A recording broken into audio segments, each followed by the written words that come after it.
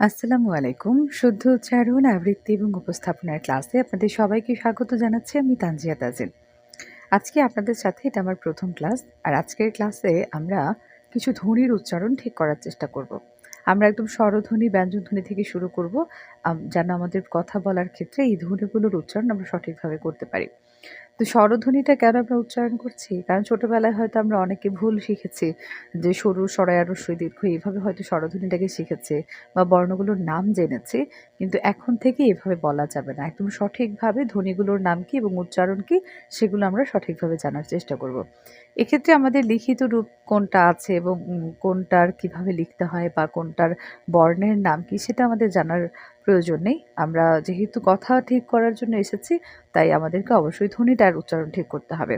তো ১ম এ আমরা স্বরধ্বনির উচ্চারণগুলো করছি। স্বরধ্বনিটার আমরা আমরা ইতোমধ্যে হয়তো অনেকেই জানি যে